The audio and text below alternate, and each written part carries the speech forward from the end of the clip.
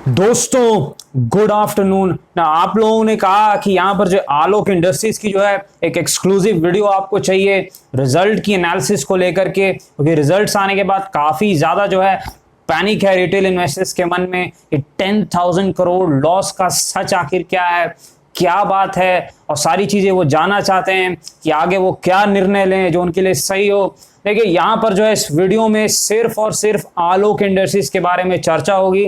तो मैं पहले ये जो है चीज बता दे रहा हूं आपको, जो बाकी शेयर रिलेटेड चीजें वीडियो आती है वो अपने टाइम पे आएगी, 5 बजे शाम में जो आती है। इस वीडियो में सिर्फ रिजल्ट की एनालिसिस होगी और हमारी आगे की स्ट्रेटजी क्या होनी चाहिए वो सारी चीजों पर जो है डिस्कशन होगा। एक्सक्लूसिव वीडियो आप लोगों के लिए ये मैं आफ्टरनून में बना रहा हूं। ऐसे आपको पता है मैं कभी भी मार्केट जब चल रहा है उस बीच में वीडियो नहीं बनाता, क्योंकि मैं खुद जो है ट्रेडिंग में इन्वॉल्व रहता हूं। दोस्तों यहाँ पर जो है चर्चा की शुरुआत करते हैं। आपका स्वागत है आपके अपने चैनल टीके मनी में। मेरा नाम है Tribhuvan, NSM certified in equity derivatives हैं। दोस्तों चर्चा की शुरुआत करते हैं। देखिए रिजल्ट्स जो यहाँ पर आए हैं, आप लोगों को मैंने क्या कहा था, यहाँ पर जो है फर्स्ट टारगेट हमारा जो सपोर्ट से जो था, टेक्निकल टारगेट जो मैं इस वीडियो में डिस्कस कर रहा था 34-36 वो अचीव हो गया था। अब मैंने आप लोगों को क्या कहा था, 40-45 टेक्निकली एक बहुत बड़ा रेजिस्टेंस है, बड़ा अवरोध है। क्यों है, वहां किसी बड़े प्लेयर की सेलिंग थी, ऑपरेटर की सेलिंग थी, कोई बिग फंड की सेलिंग थी, तो वो बड़ा लेवल जो है वो काफी बड़ा रेजिस्टेंस था। और अब जो है यहां पर चर्चा की शुरुआत करेंगे रिजल्ट की एनालिसिस पे और आगे की स्ट्रेटजी क्या हो, सारी चीजों पर। चलिए रिजल्ट पर चलते हैं। देखिए ये जो रिजल्ट्स आए यहाँ पर 345 करोड़ से आसपास की रेवेन्यू है इनकी, और लॉस जो आपको दिख रहा है आप नीचे देख सकते हैं यहाँ पर 10,000 करोड़ के आसपास अप्रोक्सीमेट लॉस है। अच्छा, तो पहली बात तो आपको यही समझ में नहीं आया कि 10,000 करोड़ लॉस कैसे हो सकता है जब रेवेन्यू 345 करोड़। देखिए बड़ी सीधी बात है, आप एक बिजनेस कर रहे हैं, आपका एक जो है धंधा है, आप जो वहां पर है, मान लीजिए आप 200 रुपए जो है आपकी रेवेन्यू है, कमाई है। अच्छा कुछ तो खर्च होगा ही आपका, मान लीजिए 100 रुपए खर्च हो गया, तो बचा क्या 100 रुपए, और उसमें मान लीजिए 30% टैक्स लग गया तो 70 रुपए आपका प्रॉफिट हुआ। यानी सीधी सी बात है। या फिर मान लीजिए लॉस हो गया, तो क्या इतना बड़ा लॉस पॉसिबल है? बिल्कुल पॉसिबल नहीं है। 10,000 करोड़ का ये जो लॉस है, ये फिगर देख करके बहुत ज्यादा जो पैनिक मच गया है। काफी जो है मुझे भी मैसेजेस आ रहे हैं आप लोगों के जो है कमेंट्स के थ्रू कि सर यहाँ पर जो डिस्कशन करना पड़ेगा, ये इतना बड़ा लॉस क्या है। देखिए 10,000 करोड़ का जो लॉस है ये वन टाइम लॉस है। बहुत ज्यादा ध्यान से सुनिएगा, वन टाइम लॉस है। वन टाइम लॉस क्या होता है? कंपनीज, देखिए एक चीज मैं आपको बता दूं, बहुत ही सरल भाषा में मैं आपको समझा देता हूं। यहां पर देखिए कंपनीज जो है जब भी न्यू मैनेजमेंट आती है, नई मैनेजमेंट जब भी आती है, तो वो क्या करती है कि अपनी बैलेंस शीट को बिल्कुल साफ कर देती है। साफ कहने का मतलब कि पुराने जितने भी जो है जो भी कचड़ा रहता है, जो पुराने मैनेजमेंट ने जो भी किया, आपको पता ही है कि किस प्रकार कंपनी को मिसमैनेज किया और कंपनी का काफी खराब हाल किया था पुराने मैनेजमेंट ने। अच्छा, उन लोगों के जाने के बाद जो न्यू जो मैनेजमेंट आया, जो रिलायंस इंडस्ट्रीज और जेएम फाइनेंशियल्स के जो लोग बोर्ड में आए, तो देखिए यहां पर पहला काम यही होता है उनका कि आते के साथ जितनी भी उन्हें जो है दिक्कत भरी चीजें, सस्पिशियस चीजें दिख रही हैं, वो वहां पर उसको लॉस में बुक कर लेते हैं। वो अलग अलग तरीके बताते हैं, कुछ भी तरीका होगा, आप वो इम्पेयरमेंट बोल करके उन्होंने लॉस लिया है, कह रहे हैं कि डिप्रिसिएशन हुआ है। डिप्रिसिएशन बड़ी सीधी शब्द है, आप लोगों को पता भी होगा। मान लीजिए आप कोई ऐसी चीज खरीदते हैं जिसका प्राइस एप्रिशिएट होता है, जैसे जमीन हो गई या स्टॉक्स भी जो है लॉन्ग टर्म में ऊपर जाते हैं, या जो भी चीज है। और डिप्रिसिएशन क्या होता है? आपने मोबाइल खरीद ली, आपने जो ये स्क्रीन लिया, आपने लैपटॉप खरीदा, उसकी प्राइस क्या होती है? घटते जाती है, डिप्रिशिएट होते जाती है। तो ये डिप्रिसिएशन जो है कंपनी जो है इसको अकाउंट करती है। पर यहां पर देखिए हुआ क्या है, ये वन टाइम लॉस जो है इन्होंने कुछ ना कुछ कारण देके, इंपेयरमेंट लॉस लेकर के, डिप्रिसिएशन का जो है रीजन देके इन्होंने एक बार लॉस ले लिया है। बड़ी सीधी बात है, ये अपने बैलेंस शीट को क्लीन करना चाहते हैं ताकि आगे जो है रिजल्ट्स आए तो ये जो है क्लीन बैलेंस शीट पर, साफ सुथरे नोट पर आगे बढ़े। अच्छा, इससे एक सवाल आप लोगों का रहा कि सर क्या बुक वैल्यू तहस नहस हो जाएगी? बुक वैल्यू जो है, नेटवर्थ क्या है जो बहुत गजब तरीके से कम हो जाएगा? देखिए एक चीज मैं बता दूं, नेटवर्थ और बुक वैल्यू यहां पर अगर आप देख रहे हैं तो एक चीज आपको ध्यान में रखनी होगी, जो भी बैंक होते हैं या फिर जो आपके एनबीएफसी होते हैं, वहां प्राइस टू बुक वैल्यू हम देखते हैं अनुमान लगाने के लिए, शेयर को वैल्यू करने के लिए, पर जब भी हम एक किसी और स्टॉक की बात करते हैं तो हम प्राइस टू अर्निंग रेशियो देखते हैं, ईपीएस निकाल करके। तो यहां पर जो है बुक वैल्यू को देखना मेरे ख्याल से ज्यादा फायदेमंद नहीं होगा, प्राइस टू अर्निंग रेशियो में देखना होगा। और एक चीज मैं बता दूं, ये जो लॉस हुआ है यहां पर आपको लॉस 10,000 करोड़ का लॉस नहीं देखना है, आपको ये देखना है ऑपरेशनल लॉस जो हुआ है, ये देखना है, ये इंपॉर्टेंट है। ये जो 570 करोड़ ये आपका असली लॉस है। तो आपका लॉस कितना है? 574 करोड़ आपका लॉस है। ऑपरेशनल लॉस को हमेशा देखता हूं, आपको याद होगा जिन्होंने जो है मेरी पिछली एनालिसिस की वीडियो देखी थी रिजल्ट की, जब एक प्रॉफिट आया था उन्हें ऑपरेटिंग प्रॉफिट नहीं था, ऑपरेटिंग लॉस था, तो मैंने कहा था रिजल्ट्स एवरेज हैं, बहुत अच्छे नहीं हैं।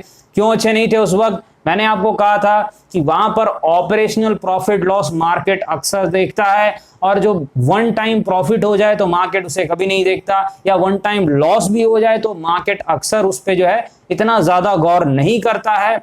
लेकिन यहां पर आपको एक चीज ध्यान देनी है कि ऑपरेशनली जो है रेवेन्यू जो है वो 345 करोड़ यानी पिछले क्वार्टर से आधे हो गए हैं, और जो एवरेज रेवेन्यू इनकी रहती थी 800 करोड़ की, जैसा मैंने देखा है वहां से ये जो है एक जबरदस्त डिक्लाइन हुआ है 55% के आसपास का। इस डिक्लाइन का रीजन बड़ा साफ है।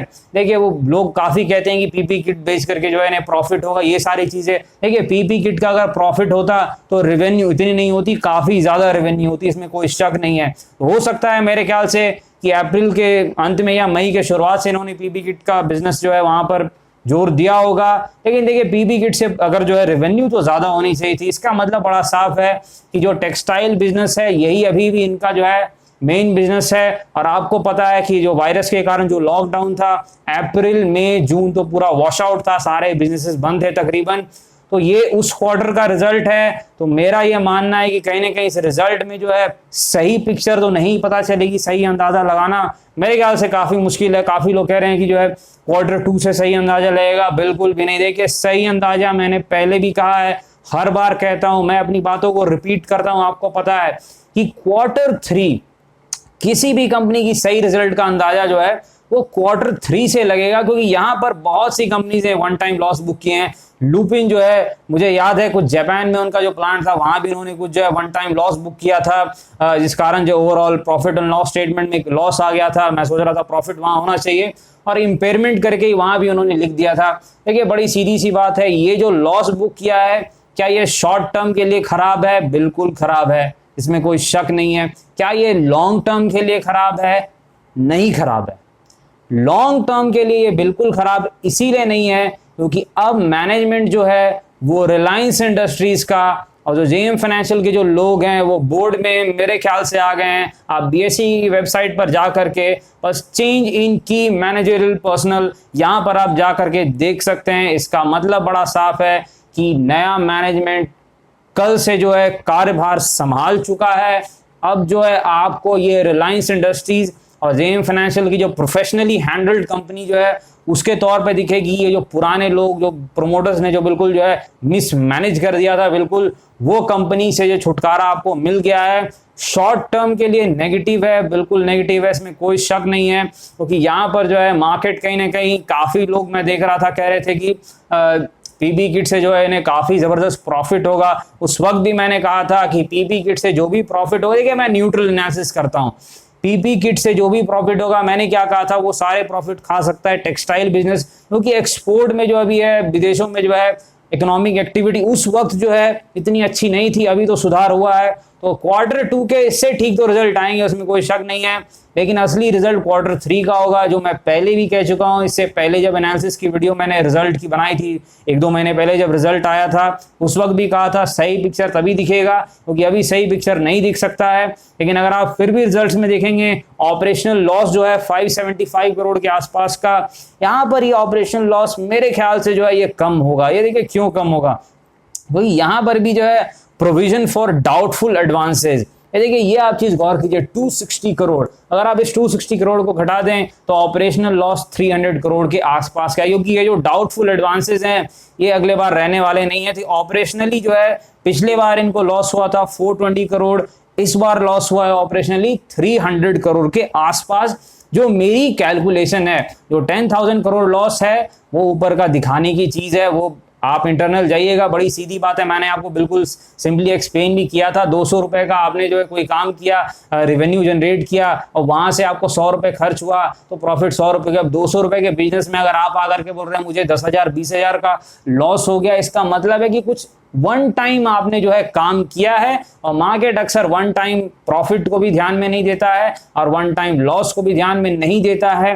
लेकिन दिक्कत की बात यह है, एक बहुत ही गजब की बात है कि पीपी बिजनेस ने ज्यादा कंट्रीब्यूट नहीं किया है। अब मुझे नहीं पता ये पीपी बिजनेस क्या है, ये कुछ दान के लिए बना रहे हैं, बिना प्रॉफिट के लिए बना रहे हैं, अब मुझे ये चीजें नहीं पता है क्या कर रहे हैं। लेकिन अगर पीपी बिजनेस ने यहाँ कमाल दिखाया होता तो थोड़ा यहाँ जो है स्टेटमेंट रेवेन्यू भी ऊपर होती और ऑपरेटिंग लॉस भी जो है वो थोड़ा कम जरूर हुआ होता है, इसमें कोई शक नहीं है। तो पीपी किट का जो बिजनेस है वहां पर क्या हुआ है ये इंटरनल्स को पता होगा, जो अंदरूनी लोग हैं, अंदर के लोग हैं। मुझे इस बारे में कुछ नहीं पता है, मुझे समझ में नहीं क्या है यहाँ पर जो है ये इन्होंने कहीं कुछ जो है एक चैरिटी तो नहीं कर रहे हैं कि कहीं पीपी किट्स जो है वो दे रहे हैं। तो यहाँ पर एक चीज मैं बता दूं कि आपको ये तो समझ में आ गया कि लॉस 10,000 करोड़ का नहीं है। पहली बात, लॉस मेरे ख्याल से 300 करोड़ के आसपास का है, 310 करोड़ के आसपास का है, जो कि ऑपरेटिंग लॉस में देखता हूं। कभी भी market operating profit operating loss देखता है, वो नेट प्रॉफिट नेट लॉस में वे वन टाइम की जो चीजें आती है ये कई बार जो है आपको सही पिक्चर नहीं बताती है। तो ऑपरेटिंग लॉस यहाँ पर कितना है, 300 करोड़ के आसपास है। यहाँ पर अगर मैं देखूं फाइनेंस कॉस्ट तो सारी चीजें, यहाँ पर एक चीज तो साफ है कि यहाँ पर नेक्स्ट क्वार्टर में मेरे ख्याल से जो है ये 600 करोड़ के आसपास के रेवेन्यू तक जा सकते हैं। क्यों जा सकते हैं, क्योंकि मेरा मानना है कि कहीं ना कहीं इनका जो मेन बिजनेस है वो टेक्सटाइल ही है। देखिए ये पीपी किट का बिजनेस आएगा जाएगा, आया राम गया राम है। मेन बिजनेस इनका जो कोर बिजनेस है टेक्सटाइल का। और एक चीज आपको फायदे की है यहाँ भी कि अब जो है ये बड़ा अच्छा स्टेटमेंट मैं यहाँ पर देखा, चेंज इन की मैनेजरियल पर्सनल, क्योंकि यहाँ पर अगर रिलायंस इंडस्ट्रीज और जेएम फाइनेंस के लोग अगर बोर्ड में आते हैं तो मेरे को लगता है यहाँ पर चीजें जो है काफी अच्छी तरीके से बदल सकती है। लेकिन आपको पता है कि मैं लेवल्स पर बात करता हूँ और आप भी लेवल्स के लिए ही वीडियो पे जो है काफी ध्यान देते हैं। लेवल्स आपको मैंने पहले बताया था, जो बहुत पहले से वीडियो देख रहे हैं कि 40-45 का जो जोन है वहां हमने प्रॉफिट बुक कर ली थी। रीजन बड़ा क्लियर था क्योंकि हमें वहां अंदाजा था कि देखिए 40-45 के लेवल को क्रॉस करने में दिक्कतें हो सकती है। बड़ी सीधी सी बात थी, 40-45 का लेवल बड़ा रेजिस्टेंस था क्योंकि मैंने बताया वहां पर जो है काफी जबरदस्त जो है वॉल्यूम हुए थे और वहां प्राइस नीचे गया। तो टेक्निकली वो बहुत गजब का रेजिस्टेंस होता है, दिक्कत का एरिया होता है। सीधी बात है, ऑपरेटर्स या बड़े प्लेयर्स की जो है सेलिंग हुई थी तो हमने 27 के आसपास जो 26-28 का सपोर्ट था बाइंग करके 40-45 पे प्रॉफिट बुकिंग की। और नेक्स्ट टाइम जो 27 आया था तो आपको पता है कि उस बार मैंने बाइंग नहीं की थी, एज अ ट्रेडर भी मैंने बाइंग नहीं की थी। आप लोगों ने टारगेट पूछा था तो मैंने 34-36 का टारगेट दिया था, जो फर्स्ट रेजिस्टेंस था ट्रेडर का रेजिस्टेंस था, वो टारगेट लगभग अचीव हो गया था। 33.5 के आसपास मेरे ख्याल से कुछ प्राइस था, तो आधा रुपए तो चलता है, टारगेट ट्रेडर्स का अचीव हो गया। लेकिन अब आप लोग ये पूछेंगे कि अगला लेवल क्या होगा। देखिए एक चीज मैं बता दूं, यहां पर जो है शॉर्ट टर्म में ट्रेडर्स कहीं ना कहीं पैनिक मोड में है और मेरे ख्याल से वो खुलते ही जो है मैं सुन रहा हूँ एमओ ऑर्डर्स लगाते जा रहे हैं बेचने के, क्योंकि ट्रेडर्स को पता है कि अब 2 महीने तक जो है रेजिस्टेंस जो है 40-45 का निकलना मुश्किल हो सकता है। क्यों 2 महीने? देखिए अगला जो रिजल्ट है मेरे ख्याल से दिवाली आसपास आएगा। आपको देखिए अप्रैल मई जून जुलाई अगस्त सितंबर क्वार्टर के रिजल्ट जो है कंपनीज 15 अक्टूबर से देना स्टार्ट करेंगे। पर आपको पता है आलोक इंडस्ट्री सबसे लास्ट रिजल्ट देता है, लेकिन इस बार ऐसा नहीं होगा क्योंकि नई मैनेजमेंट आई है रिलायंस इंडस्ट्रीज और जेएम फाइनेंशियल्स की। तो मेरा अंदाजा 1 नवंबर से 15 नवंबर के बीच में रिजल्ट आएंगे, यानी यहाँ से आपको 1.5 से 2 महीने हैं। तो अगले 1.5 से 2 महीने का जो मेरा जो अंदाजा है, देखिए टेक्निकल एनालिसिस के 90% इंडिकेटर्स और टूल्स नहीं काम करते हैं सर्किट स्टॉक्स में, उसके बावजूद आपने देखा हमारे लेवल्स किस प्रकार बिल्कुल सटीक काम करते हैं। एग्जैक्ट रेजिस्टेंस पर हमने जो है प्रॉफिट बुकिंग की, फिर सपोर्ट पे बाइंग की 2 बार और फिर ट्रेडर्स का प्रॉफिट बुकिंग का लेवल आया, वहां से भी बिकवा लिया है। तो हमें जो लेवल यहां पर देखना है 40-45 अभी भी बड़ा रेजिस्टेंस बना हुआ है। अगले 1.5-2 महीने दिक्कतें हो सकती है क्योंकि ट्रेडर्स पैनिक में है, वो तो पैसा निकालेंगे। अच्छा सपोर्ट कहाँ है? सपोर्ट अभी भी पहला सपोर्ट 26-28 का लेवल है और मेरा अंदाजा है, मैं चाहता तो नहीं हूं लेकिन मुझे लगता है कि 26-28 का सपोर्ट चैलेंज हो सकता है यहाँ पर, क्योंकि जो मोमेंटम है काफी कम वॉल्यूम पे ही बिकवाली हो रही है, यानी कि कहीं ना कहीं लोग जो है वो पैनिक मोड में आ चुके हैं। इस चीज का आपको ध्यान देना है। रिजल्ट्स जो यहाँ पर हैं वो लोगों को काफी उम्मीद थी, काफी लोग मैं देख रहा था पीपी किट्स को लेके काफी चर्चा कर रहे थे, तो वो सारी चीजें तो यहाँ पर हुई नहीं, इस कारण से कहीं ना कहीं थोड़ी दिक्कतें हैं। लेकिन एक चीज मैं बता दूं, पॉजिटिव क्या है रिजल्ट्स को, कि आपको जो है अच्छा मैनेजमेंट आ गया। देखिए जब भी आप कोई स्टॉक लेते हैं, स्टॉक का प्राइस ऊपर जाए नीचे जाए, आपको ये चाहिए कि आपका जो फंड है वो एक ऐसी कंपनी में लगाया है जो कम से कम आपको चीट नहीं करेगी, आपके साथ धोखा नहीं करेगी, आपका जो फंड है वहाँ सेफ है। तो उस हिसाब से अगर देखा जाए, रिलायंस इंडस्ट्रीज और जेएम फाइनेंशियल्स के आने के बाद एक सेफ्टी जरूर जो है इन्वेस्टर्स को मिल गई है, लेकिन लेवल्स किस प्रकार काम करते हैं आपने देखा ही है, और लेवल्स का कमाल आप फिर से देख रहे हैं। लेकिन यहाँ पर शॉर्ट टर्म में आपको पता है जोन 40-45 अभी भी रेजिस्टेंस रहेगा इस क्वार्टर के लिए भी, ऐसा पिछले क्वार्टर पे मैंने कहा था और आपने देखा वैसा ही हुआ। अफसोस वैसा ही हुआ क्योंकि हमारे काफी मित्र जो है ऊपर के प्राइस में, उन्होंने मुझे बताया भी है। और यहाँ पर समय लगेगा आपको 1.5 से 2 महीने तक 40-45 तो दिक्कतें दिख रही है, और नीचे 26-28 का सपोर्ट चैलेंज होने वाला है, और वहां पर ये तीसरी बार चैलेंज होने वाला है। तो यहाँ पर देखना होगा, मैं आप लोगों को अपडेट करूंगा। अच्छा एक चीज मैं बता दूं, काफी लोग कहते हैं सर क्या एवरेज कर ले, एक चीज मैं बता दूं, स्टॉक्स में थोड़ा सा जो है आप एक चीज ध्यान दीजिए, अगर मोमेंटम में नीचे आ रहा है तो अभी आपने मान लीजिए ऊपर में भी लिया है 50, 55, 60 या जो भी लेवल है ऊपर के,